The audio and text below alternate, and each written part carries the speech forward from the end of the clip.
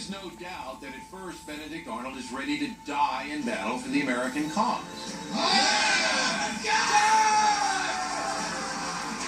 But unlike true patriots, his loyalty not only has a limit, it has a price. Instead of a hero, Arnold is remembered as America's biggest traitor. As a British general, he goes on to lead attacks against American forces. But on his deathbed, some historians believe that Arnold finally shows remorse. They report that with his last words, he asked to die in his Continental Army uniform.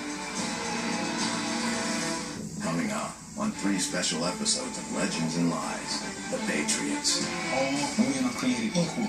That we're fighting for. I see an opportunity for an attack. On Christmas, precisely. Follow me, man. We're Americans. We'll not serve you against our duty. Now let us convict King George himself. Tonight on Justice, a Clinton Foundation investigation. The public has a right to know, because this really and truly, this is exactly the kind of pay-to-play politics the American people are sick and tired of. The FBI is interested. The Justice Department, not so much. I'll talk to Clinton Cash author Peter Schweitzer. Plus, get ready for street justice. I'll take the pulse of voters. And some future voters. Donald Trump is trying to destroy the U.S. He is? And is Hillary trying to rebuild it? Yes, she is. All right, look at the skyscraper here. Who the hell built this skyscraper? Not Hillary. Justice starts now.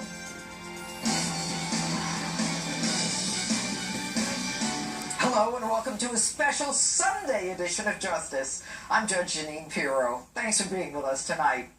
You know, newly released emails suggest the power of the State Department was used to show favoritism to the donors of the Clinton Foundation.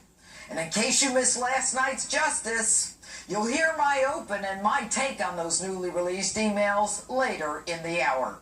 But joining me now is the author of Clinton Cash and Breitbart News senior editor-at-large, Peter Schweitzer. All right, Peter, good evening. Listen, you wrote this book, Clinton Cash, well over a year ago, and we are now just finding out that some of the stuff that you wrote about in the book is being released by the State Department in emails as a result of a federal judge requiring the State Department to release information that previously they weren't willing to release. So what is the latest in terms of the information that we are learning about the Clinton Foundation and that relationship between the foundation and the State Department under Hillary Clinton? Well, Judge, I wrote in Clinton Cash about what I call the Clinton blur, and that is their blurring of lines between their private activities, some of them commercial, some of them are related to the Clinton Foundation, and the State Department. They were blurring them, and the problem, of course, is that ethics laws don't allow you to blur them. The emails that are now coming out as a result of the work of Judicial Watch and also Citizens United are confirming that contrary to the agreement Hillary Clinton made with Barack Obama, that there would be no overlap between the two, that indeed favors were done and access was given to Clinton Foundation donors by senior State Department officials. So this indicates the kind of pay-to-play that I wrote about in Clinton Cash. And you know, what's interesting, Peter, is that we would not have found out about this, that the MOU that was signed right before Hillary Clinton became Secretary of State, that she signed with Barack Obama, she swore that this was not the kind of thing that would happen. I'm curious as to whether or not, when Hillary handed over her emails that she said were work-related, whether or not the email that involved Cheryl Mills and the request for her email addresses that we just heard about was ever turned over. Do you know what the answer to that is? My understanding is that Judicial Watch is saying that these emails were not turned over, and that this is just another a number of emails to add to the long list that were not turned over. So, you know, Judge, to put this into perspective, Barack Obama, to his wisdom, required Hillary Clinton before she became Secretary of State to sign that memorandum of understanding you're talking about. We now know that 2 planks of that they completely violated. Number one, they said they were going to turn over all the names of all the donors on an annual basis to the Clinton Foundation. We now know that there's at least 1,100 that they have still not disclosed. So we still don't know who the names of all the people giving them money. And the second one is precisely this. She said there would be no overlapping of the two, and clearly that is happening in this new batch of emails. Complete violation of her agreement with Barack Obama. And you know what's interesting is, and I have the memorandum of understanding that was signed in December of 2008. I mean, clearly what the president wanted at that time was to make sure that there was no funny business. I mean, they pretty much anticipated that there would be, given the Clintons' history. I wonder if the president, forget about his expecting it, is upset now that he realizes that this was going on under his nose in his own State Department, that was being used to involve favors for people like Gilbert Chagoury. Now, this guy's a money launderer, convicted of that in Switzerland. Tell us about him. Yeah, I mean, Gilbert Chagoury, and this shows and highlights the problem with the Clinton Foundation. We're all used to the fact that people on Wall Street will raise money for a politician. They want access and favors in return. But foreign nationals can't do that. They can't give to campaigns. What the Clinton Foundation does is allow people like Gilbert Chagoury a way around that to get access and influence through the Clinton Foundation. He is not an American. He's not an American businessman. He is of Lebanese background, a citizen of Nigeria, and you rightfully pointed out, charged and convicted of money laundering and aiding and abetting a criminal enterprise. What he did was help the dictator of Nigeria, a guy named Abacha, literally smuggle billions of dollars of the Nigerian people's money out of the country and put them into Swiss bank accounts. Okay. And he was given access by Doug Band and the State Department to U.S. policymakers on Middle Eastern policy. All right, he was given access to the State Department, and they contacted through the foundation after he gave him between $1 and $5 million. Clearly, no wall between the State Department and the Clinton Foundation. Anyway, Peter Schweitzer, got to run on that one. Thanks so much for being with us. Great book. Everything you said is coming to fruition.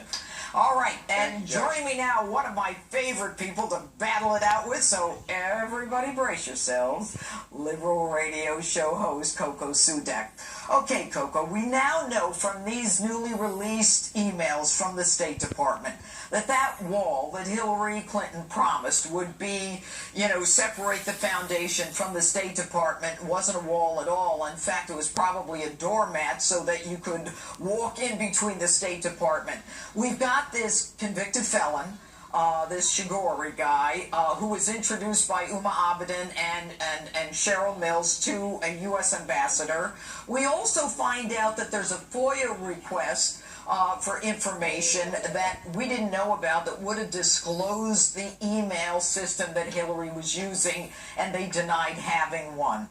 Aren't you a little bit concerned about the uneasy relationship between money and the U.S. government as it relates to the Clintons? Judge, not in this case. I'm not at all. Thanks for having me on. Happy Sunday. Look, there was an absolute wall. Doug Band sent that email to Huma Abedin asking Huma Abedin to contact the ambassador on Chagoury's behalf. Chagoury is a Lebanese, was born in Lebanon, and contributes money to protect Christians in Lebanon. But here's the thing. Chagoury has not talked to Hillary Clinton since 2006, when she was a senator, not Secretary of State. Chagoury never talked to the ambassador, and nothing really ever happened, which is too bad, because what Chagoury was trying to do, according to everybody who knows really anything about this, he was trying to pass his insights along about the election in Lebanon and how to protect the Christians in Lebanon, which I think is a cause which you would appreciate. Well, let me tell you why you're wrong. Number one, this guy who is a convicted felon, who is known as a shyster, was supporting Michael Aoun, who is part of Hezbollah in Lebanon, number one. He has said that the money for the foundation was used for the people of Africa and not for the Christians of Lebanon, and that is a quote. And just so you know, he was contributing money to the organization for an event in Florida, so he didn't have to contribute to the Clintons up to $500,000. So the fact that Uma Abedin, just to put a cap on this, is the one reaching out to an ambassador, she's the one on the private server, and this was not released through Hillary's emails. They hid it. You know why? We found out about this in the State Department. The reason why it wasn't released on Hillary's emails is because Hillary Clinton was not a party to any of these emails. And those emails that she released were from her email list, from her emails. But let me tell you something. And so there's no reason why it should have been. But more importantly, let's look at this. You guys are convicting. You guys are convicting the Clintons and going and scavenging for the evidence. The thing is, in this case, there was no pay-to-play. This was networking between people who know each other. And he got the entree. The fact that they didn't meet is irrelevant. There was no entree. There was no communication. The entree is Doug Band says this guy's a big contributor. Uma Abedin says, I'll get right to it. They put Feldman and Shigori together. And nothing happened. The ones who say they didn't meet are the two of them. I don't believe a word they say because they said it was law. And by the way, you want to tell me why Uma Abedin is paid by the foundation and the State Department? Tell me why. Judge, that's the point. You're convicting the Clintons and going and finding the evidence. Yeah, that's what I do for a living. And even when the evidence is turned up, you don't believe it. Judge, you're a judge. You know that you look for evidence. Look, here's the great thing. What's going to happen is the Republicans are going to spend another couple of $100 million investigating the Clintons. Nothing's ever going to come of it. No. You're going to waste your time. No, the Republicans are going to waste taxpayer money. And the Clintons are going to continue to run the country. Let me tell you something. What you've got here is a woman who did not turn over these emails. There was a FOIA request for her email system, and Cheryl Mills says we don't have any information on that, and we would have found out about all this years earlier. Anyway, Coco Sudek, we had a good conversation tonight. Thanks for being with us. Have a great night, Judge. So which Republicans are supporting Donald Trump and which are not? Ohio Governor John Kasich says he has not made a final decision, and just a few days ago, a businessman who served with George W. Bush as Commerce Secretary, Carlos Gutierrez, joined a group of Republicans endorsing Hillary Clinton. Joining me now is David Avella, chairman of GoPac and a Republican strategist. All right, good evening, David. What is wrong with John Kasich and the Bushes and Cruz and the rest of them who are saying they're not going to support Donald Trump? Who do they think they're hurting, or are they just sore losers or small people?